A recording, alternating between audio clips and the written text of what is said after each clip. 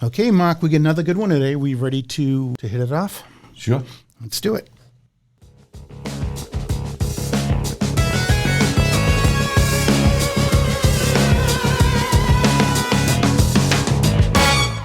Buckle up. This is Musicians and Beyond with Lawhorn and Sarabian, where we bring in the backstage info on the life, the lyrics, and the long journeys of the music industry. Mark, what's going on today? Just having fun here in the studio.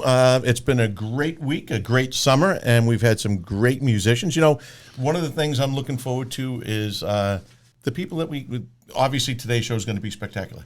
And we've got some others lined up, so it's going to be a lot of fun. People listening in are going to just see these episodes. We're getting better at what we do, I think. I agree with you totally. Last week we had Liberty DeVito. He was with Billy Joel for 30 years, and shit, can that guy tell a story? Great personality, great stories, and obviously one hell of a drummer. Yeah, he's a drummer, and he does not own a drum company. We learned that. I put foot in mouth on that one. Well, I mean, it was hard. Hard not to. I tend to do that, and he's in a couple of bands, the Slim Kings, and he's also with the Lords of 52nd Street, yeah. Which is actually all of Billy Joel's band minus Billy Joel. That's correct. They're doing quite well. They are doing well. So that's one that we should have our listeners and viewers go and check them out. The Lords of 52nd Street. And they'll find a lot of laughs from that episode. So if you haven't listened to it, go back, listen to that one. But get ready for today's show. Yeah. Today is episode 72. And I know I'm going to screw this up when I talk to him in person. But we are talking with Paul Bielatowicz. You did it. I did it. You did it. Hopefully when we record with him, I don't screw it up. Well, let's see. Certain bets you take. I know. I just can't help myself sometimes. So he is with Carl Palmer's band. And Carl Palmer is of Emerson, Lake and Palmer. Yep, and the new band is Emerson, Lake and Palmer Legacy. It's truly iconic. They play a lot of Emerson, Lake and Palmer music, and they do play a little bit of their own. And this kid is a singer, songwriter, piano. He plays the organ. Composer. He does quite a bit, and he's unbelievably talented and creative. Okay, so I'm going to try his name again. Without further ado, here is Paul Bielatowicz. I got it, Mark. I got it. Well done. I got it. Yes. Hey, how's it going? Hey, Paul. How you doing, man? I'm doing great. Love the Darkness T-shirt. You like? Oh, they're great. They're a great band. We actually have the bass player scheduled for next month when they're in town. So. Oh, fantastic. I didn't realize they were coming to town. I didn't realize they were on tour, right? Yes, they are. Oh, that's great. So first of all, I got to thank Artie Napolitano for putting us together. Yeah. Another great musician and a friend of both of ours. Yeah, lovely guy. Great guy. He is a lovely guy. So you got a hell of a story to tell. I mean, if you go on your website, it is very in-depth, and if people want to learn about you, they can go on there and find out like every intricate thing. But, you know, you've been doing this a long time. I have. Yeah. Straight out of college. Yeah. So I, not long out of college, I started teaching at another college and got wind through another guitarist that Carl Palmer was looking for a guitarist. So I sent him a CD and he liked it, and I've been playing with him ever since, and that was 20 years ago. That's amazing. You're coming up on 20 years playing with them. Yeah, absolutely. Yeah, it'll be March of next year. Probably around this time 20 years ago, I was when I was kind of getting the CD together to send to him. Then how can you be 12? Right. Well, yeah. For the first 10 years in the band, there was a few clubs that were quite concerned that I wasn't old enough to play there, especially when Carl would joke on stage that my mum and dad had given me permission to be out late that night. Well, congratulations to you for looking so youthful. I wish I had that ability. Yeah, you're doing good. So when you were a little kid, you started off doing a lot of gymnastics as a kid. Yeah. And you were heavy into it. That's right, yeah. And then Santa Claus came down the chimney one year and brought you a gift. Tell us what happened. Yeah, this is true. Well, I mean, I always grew up around guitars. My dad played guitar, so my earliest musical memories really were of singing Beatles songs while my dad accompanied us. And as you say, I was heavy into the gymnastics. I would go for national competitions, and this was around the age of 10 or 11, and train 4 times a week.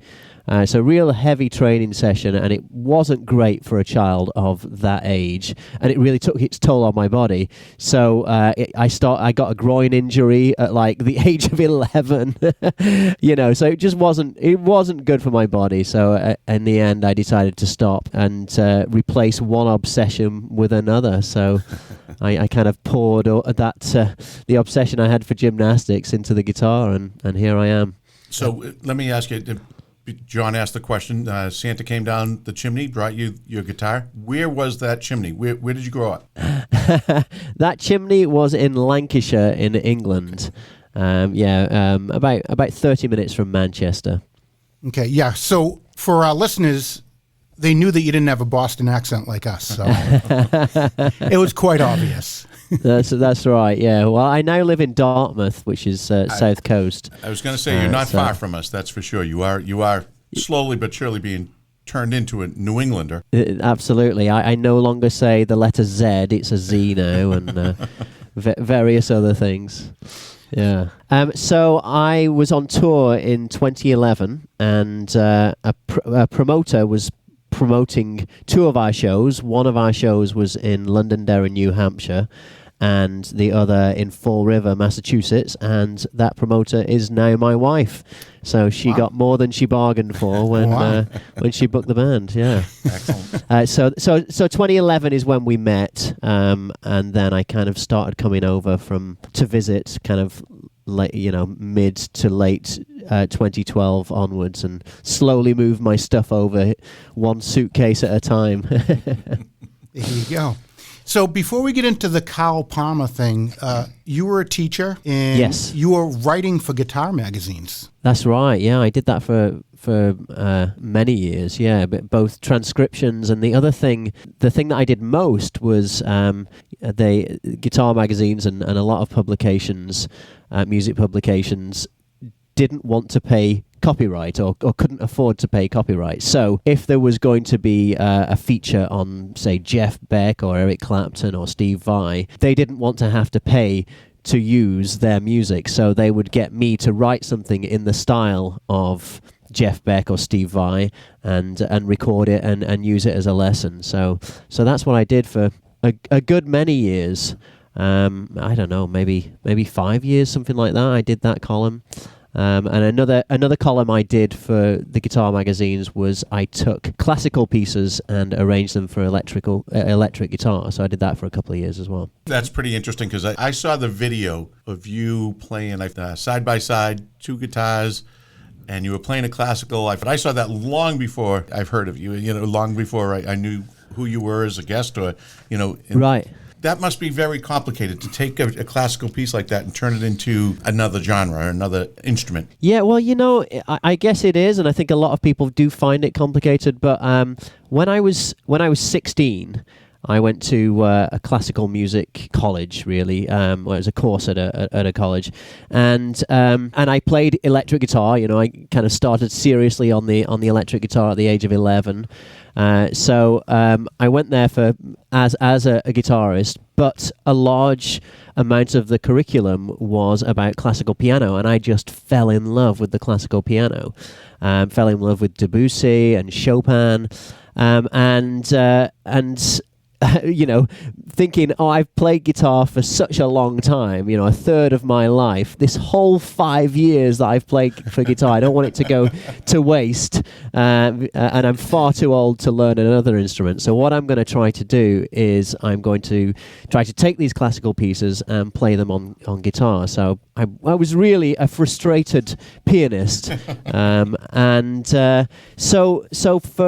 of course it was tough to start off with, but then you start kind of thinking like that, and that has become a big way which I think of the instrument. I don't really think of the instrument as a regular guitarist would do. I think of it more as kind of coming from all of these piano pieces that I've learnt.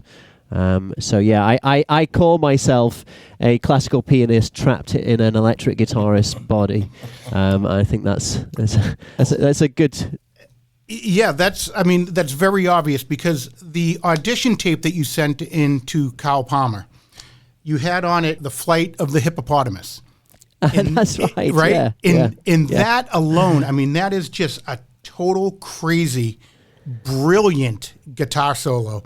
And it shows range, it shows just everything. Speed, accuracy, fun, craziness, feelings, everything in like a 1 minute piece. And you know what we're going to do is we're going to play that for our listeners. Wow. We're going to play that right now for our listeners, and then we're going to come back and we're going to talk to you about how you wrote that. Okay, cool.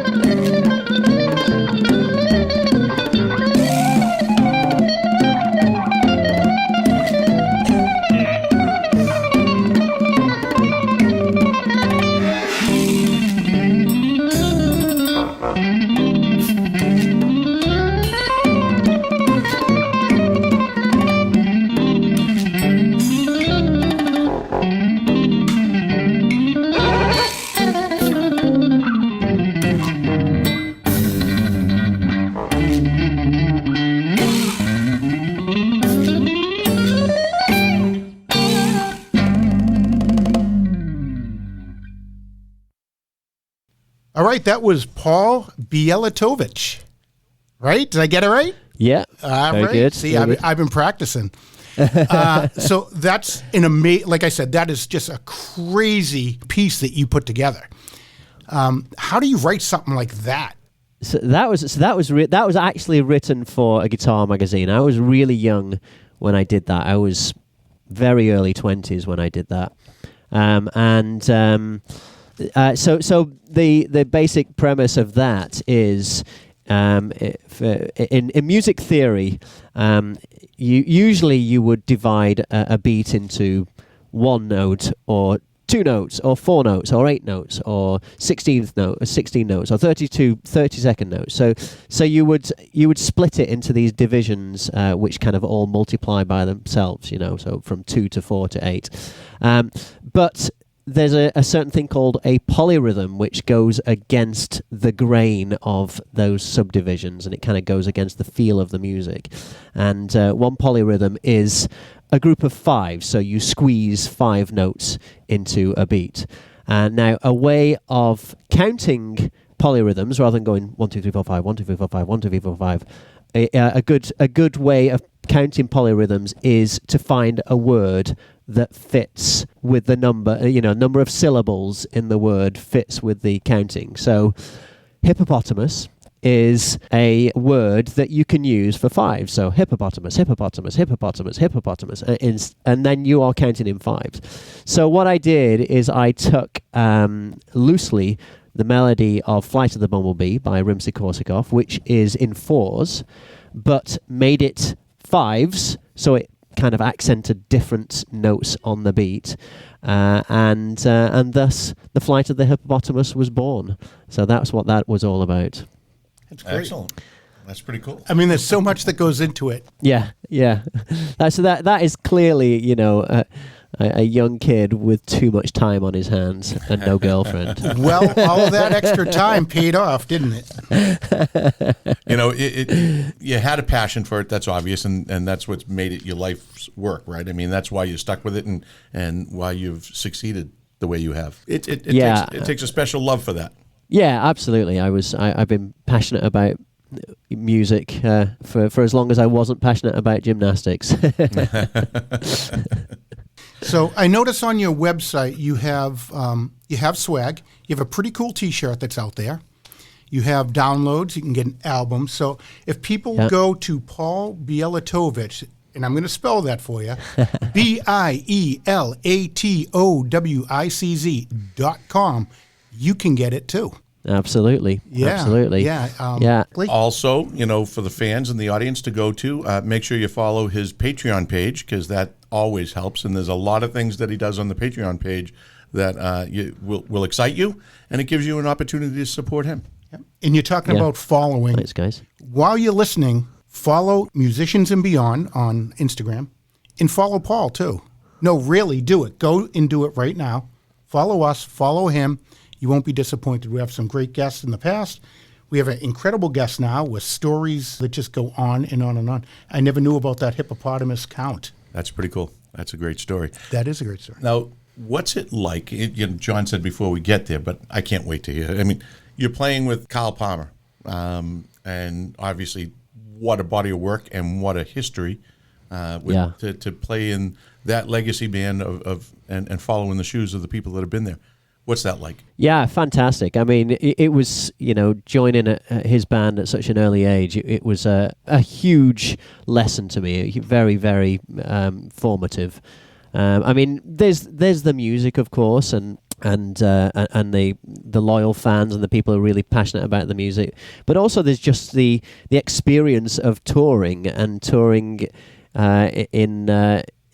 when you visit a country or a city and you're the guests of honor there. I mean, that was a wild experience to have as an early 20-year-old. So yeah, it's been fantastic. It really has.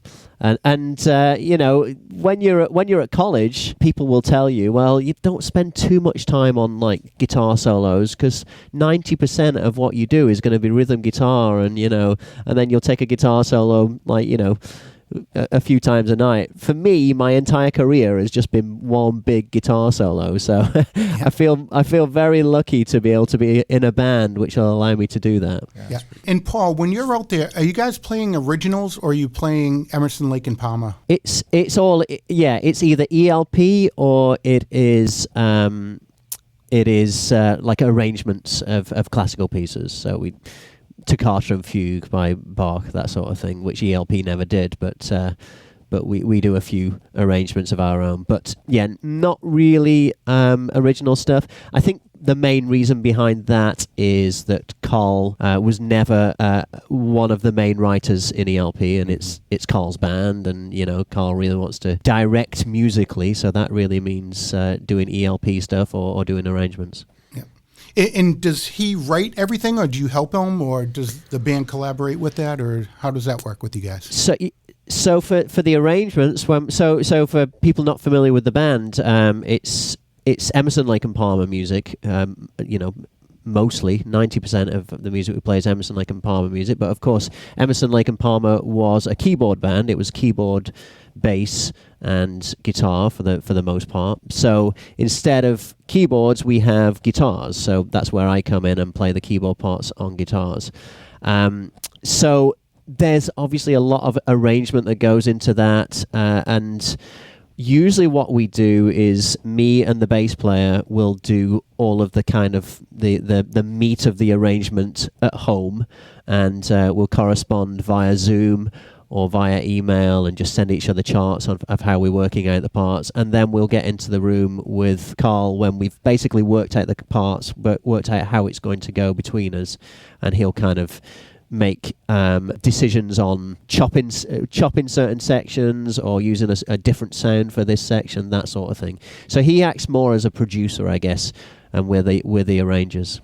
Right. And it's nice that he takes your opinion in your music and puts it in For there sure. and just kind of tweaks it. Yeah, for sure. Yeah. Now, Paul, Yeah. when you guys are doing that kind of back office work, putting things together, building the music, you're in Dartmouth. Where is everybody else when you're doing the Zoom? So it's just me and Simon that put it together, but he's in London. Okay. Yeah. So we do it long distance, and it works fine because because it is very prescribed and music, and we take in. We're doing arrangements of songs that have already been written, and it's all classical stuff. We can work off charts, and we can send each other charts and send each other recordings. So it's a really good way of working. Interesting. So I have to know something. All the crazy sounds that you produce out of your guitar.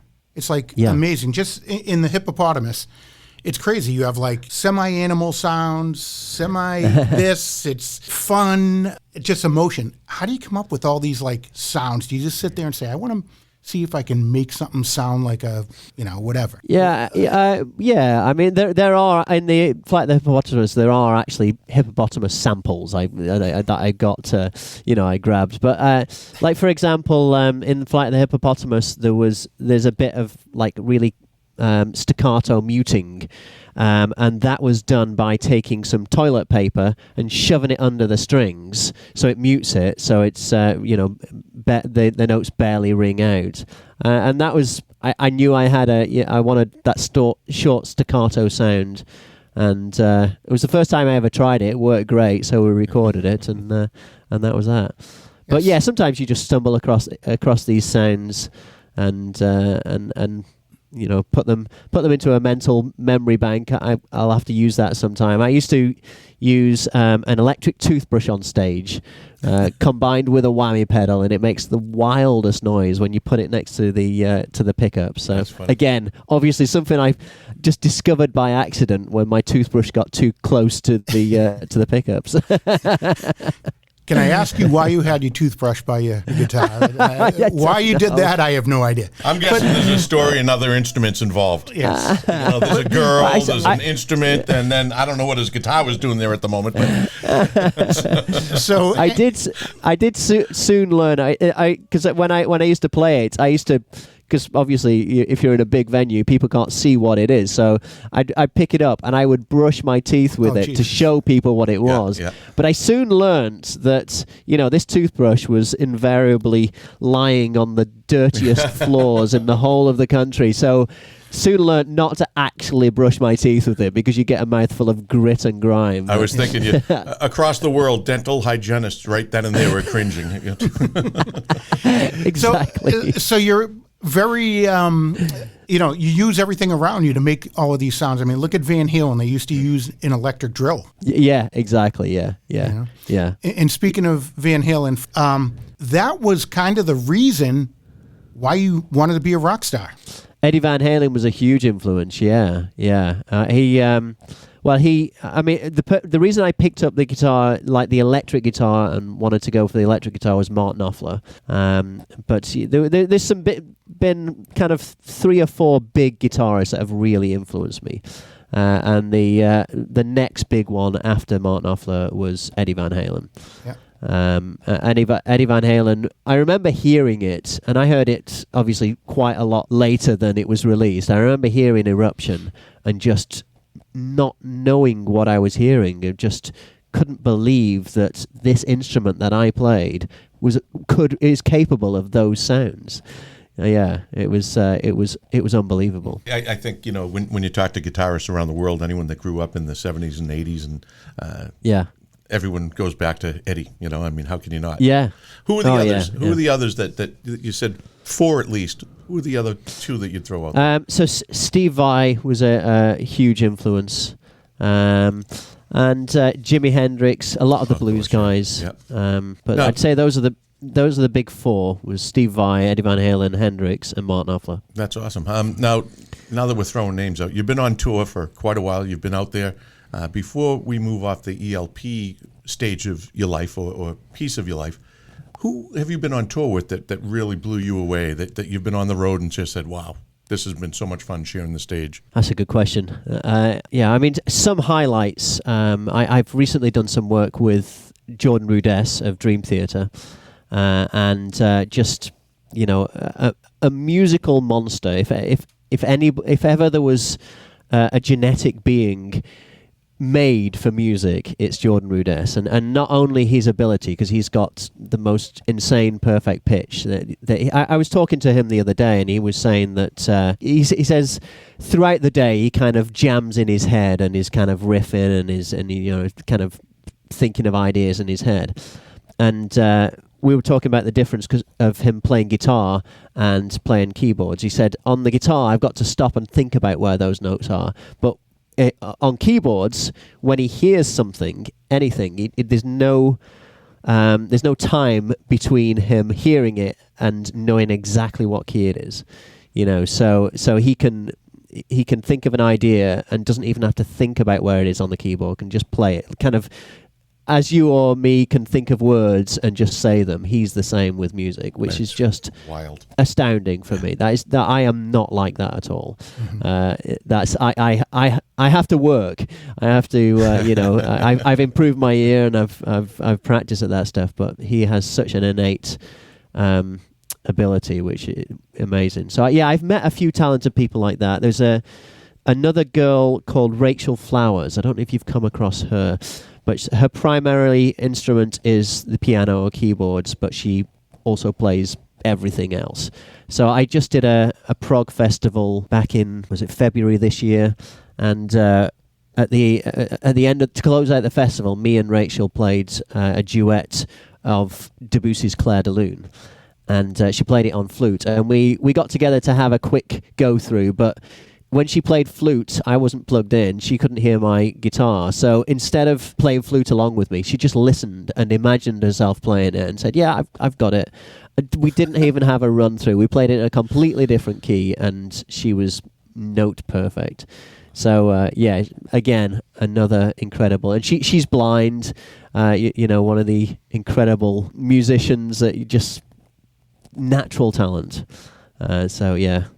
Well, you said it, it innate, when it's innate and you can do it like that, it's beyond, for someone like yourself, you say it's passion, you work at it very, very hard. For some people, it's their first language, let alone, second. For sure, yeah. Yeah, and I've got to say, of course, for those two people as well, it is their passion. When Jordan isn't playing keyboards, he's playing guitar. What do you do in your spare time? Oh, I play this different instrument as a hobby. Now, do you it's just do all that? about music. Can you do that? Sorry? Can you do that? Do you play other instruments? Well, I dabble, but I dabble on piano, but primarily my instrument is guitar. Yeah. So you could play, piano for John and I's band, and John and I can't even sing or dance. Speak for yourself. I'm a good dancer. Actually, I'm not. So on your 20 years on the road, in the big time, our last guest told us some incredible stories of crazy fans. So we had Liberty DeVito he was with Billy Joel for 30 years. He was our last guest. Do you have any stories that you can share with our viewers and listeners that are rated R or PG or G? And remember, your wife may be listening. Funnily enough, with the people joke about groupies, but certainly with the ELP crowd, there's there's no groupies there. My wife is more comfortable when I'm on tour than when I'm at home, I think, with my whereabouts. so yeah, absolutely. There's nothing like that goes on, and also it's such a muso music, Anybody who wasn't a fan of ELP back in the 70s that's at our show is a musician, and they're there to, and it's usually a guy, and if there's a girl in the audience, they've come to support their boyfriend. So no, we don't really, not any of those wild fan stories. I've got a few kind of darker stalkerish ones, but I'd worry about telling those in case they listen to this and are triggered by it. So yeah, we don't want anyone getting hurt over this. No, Paul, you mentioned something. You said that your wife feels more comfortable when you're out on the road, and you said it jokingly, but yeah. For yourself and for your family, it takes a special kind of person to be able to be a musician or in the family of a musician. Yeah, for sure. Yeah. Yeah, absolutely. It is a unique lifestyle, the traveling. It's particularly seeing as my wife does not like to travel at all. Mm-hmm. So she never ever comes on the road and would never want to. Yeah, but on the flip side, it's been our norm. I met her while I was on the road, and this has been our relationship all the time, except for the pandemic. The only time we experienced me not being on the road for a year plus was the pandemic. But yeah, other than that, it's our norm. Yeah. But yeah, I mean, I love it. If I'm at home too long. Not saying anything about home, but if I'm at home too long, I'm itching to get out again. Yeah, itching for the adventure of the road. Yeah, that's pretty cool. Yeah. Now let's step away from ELP and being on tour. What are your other side projects that you're doing? So I over the pandemic, I wrote quite a few projects, one of which was a soundtrack to Nosferatu, the 1922 movie. I saw that the 100th anniversary was coming up, so I thought it was a timely thing to do. And another thing, on my Patreon page, I set about writing all my patrons one song each. So I thought a good way of achieving that would be to do bigger projects like a soundtrack where each person gets a scene dedicated to them. Wow. So yeah, that's so cool. I've got a tour of the Nosferatu show coming up. So we play with a live band along with the movie. So that's going to be in October. Dates around here will be Narrows Centre for the Arts in Fall River, and that's on the 28th of October. And on the 29th of October, we're playing the Regent Theatre in Arlington, Massachusetts. Beautiful. Right down the street from me. Yeah, fantastic. Yeah. It's a Sunday matinee show. Excellent. So tell me about writing the soundtrack to a movie, especially a movie like that, because that's a heck of a movie. Yeah, right, yeah. How do you, it's an old movie, obviously 1922, so it's got some dark features to it. It's got the old style. Do you try and bring the soundtrack to that era, or do you try and, modernize it a bit? Yeah, no, I tried to modernize it. And also I tried to, there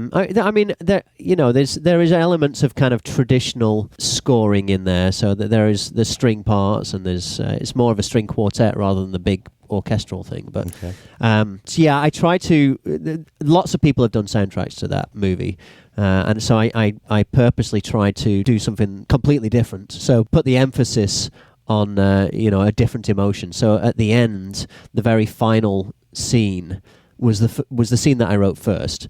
I wrote a piece called Sunlight Sonata, and obviously we all know what happens. Well, if you don't know what happens at the end of Nosferatu, the first movie about a vampire, it involves sunlight. It does not end well for the vampire. But I try to make it kind of an emotional, mournful, kind of subdued, sad moment where the vampire dies, and there's also the heroine in it. She kind of sacrifices herself. So rather than having the big, exciting, dramatic, diminished chords that you would expect in a silent movie like that, I tried to make it a really tender piece. So yeah, I try to approach it different from that point of view. That's really interesting, because I'm thinking about the process of you watch the movie. Are you taking it in parts? Like, do you break it down really by scene by scene by scene? Yeah, exactly. That's exactly what I did. And also, I wanted to not necessarily do a traditional soundtrack for it. My initial plan when I was working on it was it kind of came inspired by how the Dark Side of the Moon supposedly fits with the Wizard of Oz, and I thought, wouldn't it be cool if I wrote an album that fits a movie, but I don't tell anybody about it, and there's subtle hints in there. And then I just kind of failed on the subtle hints, and I failed on the not telling anybody about it, and now I'm going out and playing it live with the movie. But I approached it very much from I want to make an album. So all of the tracks, many of the scenes are unrelated. Many of them are related. So you do have themes coming back. So for example, that Sunlight Sonata piece I told you about, the first time we hear that theme is the first time that Count Orlok sees a photo of Ellen, who ultimately results in his demise. And we kind of get echoes of that theme coming throughout the film. But other than that, each scene is a different track. Each scene is a different song or piece of music on the album. Have you seen this growing into a cult like Rocky Horror Picture Show? Is this happening? Yeah. No kidding. I would love to. That is my. I mean, we did it as a one-off show last year, and then I did a solo tour of it where I took my band with me on TV screens. I got them all to individually record their parts, and I had two large screens either side of the main projector screen, and so I took them on the road that way. And it is kind of growing. Yeah, it's so now we're doing a full tour of theatres coming up in October. Yep. So but I would love to have this band and this project, not necessarily at Nosferatu all the time, but different silent movies as kind of Halloween's answer to the Trans-Siberian Orchestra. Yeah. And who are the members in that band? So coming up on this tour, we have got a drummer called Leah Bluestein, and she's from Boston. She lives in Boston now. And we've got Mike Dutko, who also is in Boston. So that's the live portion of the band. And then I'm also using the screens to have pre-recorded takes from. I've got Jordan Rudess from Dream Theater on keyboards for playing on that. I've got Bumblefoot, who was in Guns N' Roses for about 10 years. Amazing guitar player. We've got a cellist from the New Bedford Symphony Orchestra called Peter Zay is on there. We've got Arthur Brown of the Crazy World of Arthur Brown, the god of hellfire himself, who is doing narration on it. There are people I'm forgetting. There's Dave Bainbridge from a band called Iona, and he's in the Straubs as well. He's playing keyboards on it as well. Simon Fitzpatrick from Carl Palmer's band, he's on Chapman Stick. So so all of these kind of guest musicians, they come in and out on different screens, all synced to the main movie. That's right. So cool. Through your years of being a musician, you've probably met another 1,000 musicians. How do you pick the people that you want to be in your band? Well, that's a good question. Funnily enough, it largely comes down to personality. Because I think you get to a level where, especially if you're writing music and you're asking people to play specific parts. I mean, the musicians I'm playing with are fantastic, but musicians of that level will be able to play the parts. So it comes down to personalities. Yeah, and I always say, whenever someone says, "Have you got any advice for a young musician?" My advice is, don't be a dick. Just be a nice person who is eager, positive, gets along with everyone. I've toured for 20 years.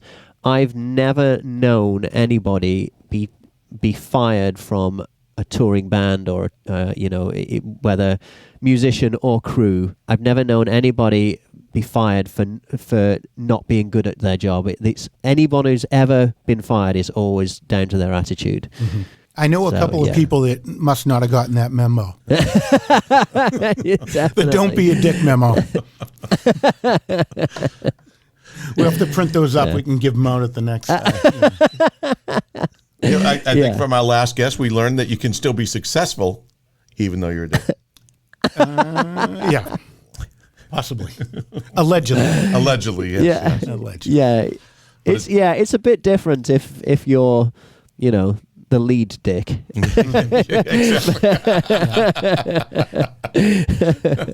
Well, it's amazing that the world is so big, but the music world is really so small. If someone is a dick, it kind of gets around the whole music industry. Sure. You know, For sure, yeah. Yeah. So it could make it break you for an opportunity down the road. Absolutely. I know of people who won't be asked back on to various festivals or, you know, by various people, and sometimes those small promoters that are promoting the seemingly insignificant event will go on to much bigger things, and all of a sudden certain people can't do bigger things because of that small promoter that they treated badly. Mm-hmm. Now here's a question that I ask every now and then. Is there one stage or one location that you've played that you can't wait to get back to, that you just love playing it, whether it's the audience or the environment, but you look forward to getting back to that? Specific location, nothing springs to mind about a specific location, but I mean specific countries, definitely. Like South America is always. South America, Italy, I find like the warm climates tend to be warm audiences. We don't tour Europe so much anymore, but when we used to tour Europe, we used to play such a wide variety of venues that it was always really exciting going on tour in Europe. So we could be playing, you know, for want of a better description, a bar in Amsterdam, and then the very next night we're playing to a packed Roman amphitheater, and it was just so varied and it made it so exciting. So yeah, that variety, I think I really like the variety in touring. Mm-hmm. I'm going to piggyback on that. Is there a place that you haven't played that you want to play? I think somewhere like Red Rocks would be cool to play. Yeah, some of those iconic places. Some places that I've played and didn't realize that it was, you know, going to be such a great place and an iconic place would be the Grand Ole Opry. I knew nothing about it before we played there. Wow. And everyone was saying, "Oh yeah, but that's really famous." So I checked it out. And where else? We played the site of Woodstock. In upstate New York. I can't remember the name of the venue second there, Woodstock. No, the original Woodstock. All So right. they've Bethel Woods Amphitheater. yep. Yeah, yes. So they've built. Was that the second Woodstock? there as Second well? Woodstock, I think, was at Griffiths Air Force Base in Rome, New York, the retired Air Force Base. Okay, right. Yeah. The first one was up further up. Yeah. So we played the site of the first one, which is now a venue. Yeah, that's pretty cool. Yeah. Wembley Stadium? Wembley Stadium would be fantastic. No, I've never played there. Wilbur Yeah. Theatre? Wilbur Theatre. Coming up. I have played the Wilbur, yeah. I figured I'd throw that in there. Yeah. Well, one of my early experiences of playing in the US, and I thought, you know, coming over to the US, playing in the US, it would always be like this. But in 2006, and it's still a really special venue for me. We were playing it in BB King's, which is great. I love it there, and that's since closed. But the night before, I went to see Les Paul play his residency at the Iridium, and got the opportunity to get up and play with him, and played a couple of songs with him. Wow! And that was amazing. That is amazing. So that was a real highlight. You can check that off your to-do list, right? Not a lot of people can say that. Yeah, that's right. Yeah. But yeah, so for that reason, Iridium is a special venue. Excellent. What do you have for big projects coming up? So I've got the Nosferatu tour coming up, and after that we're going to record it. So we have many of the parts already recorded. Jordan's recorded all of his parts, and Bumblefoot has done a guest part. So we're going to record it after that, and then we're going to release it, probably looking at a release date of early next year. And then in November, December, I'm out on tour with Carl. That's another US tour, plus Japan. And then early next year, I'll be doing another solo tour. I'm not quite sure what it's going to be. I've promised a multimedia show with some element of interactivity. And I'm putting it together now, kind of brainstorming ideas. Yeah. But the way that I often work is I book a tour, promise something, and then have to deliver on that promise. So that's kind of the way I trick myself into doing these things. Wow. So it's going to have some sort of audience participation, people maybe voting on elements of a story, kind of like a choose your own adventure. So I'm going to be putting that together for next year. Geez, your mind never stops. It's a curse. This has really been amazing. For our listeners and viewers, we are talking with Paul Bielatowicz, and he is a musician, singer, songwriter, and just an all-around awesome guy. So go on to all the social media and follow him. Go to his website, buy some swag, download some awesome music, find out what's up and coming. And tell us what the Patreon page name is. It is patreon.com/Paul Bielatowicz. So my full name. And that, again, that's Bielatowicz. So, yeah, Paul, thanks so much, man. I mean, we learned so much, Mark, today. This was great. The whole thing with the counting of the words with the hippopotamus, I mean, that... Listen, I never knew that before. The highlight for me was that you got his name right. Mark, I gotta be honest. I was up all. I didn't even sleep last night. I was up all last night. Paul, you wouldn't believe Bielatowicz. He practices and then he'll convince himself of something. He'll get on here and bang. Right. Yeah. I will admit I screw it up 99% of the time. So I'm not even going to pronounce your name again because I know if I do it again, it won't come out good. Bielatowicz. You know, I did a gig in where was it? Plymouth, Massachusetts, and the promoter was like a compere, and he was going to introduce me, and I saw him pacing up and down for like 10 minutes before I went on stage and just saying my name, Bielatowicz, and you know, like as if I wasn't there, as if I couldn't hear it, and he was just saying it out loud for 10 minutes, and then, you know, had his final spurts of Bielatowicz, and then went up onto the stage and said, "Ladies and gentlemen, give a warm welcome to Peter Bielatowicz." I said, "You absolutely nailed my surname." That's awesome. Before we go and say goodbye, I want to know, as you're playing out there with Carl Palmer, they have so many unbelievable, iconic songs that, you know, everyone of all ages knows. Do you personally have a favorite? Yeah, I like the epics. I've always liked the epics in prog rock, so I'd say Tarkus. Tarkus is always a big highlight for me, you know, jumping from one section to another, yeah, I like anything that lasts for more than 20 minutes. I like it. And no pun intended, but what a lucky man you are. Really, yes, I mean, you you add a great vibe to the band, and it was good timing. Everything worked out perfect, and you're killing it out in the road round. Yeah. We're pretty excited for you. We're so happy that you came into studio via Zoom and sat with us, spent some time with us, and we like to think that everyone that comes into the studio and or shares a moment on stage or on the show with us becomes a friend. So we'd like to thank you for coming in here and being our friend, and we look forward to continuing that friendship and seeing you further down the road. Absolutely. Thanks, guys. Thank you very much. Thank you, Paul. Thank you. All right, take care. Awesome.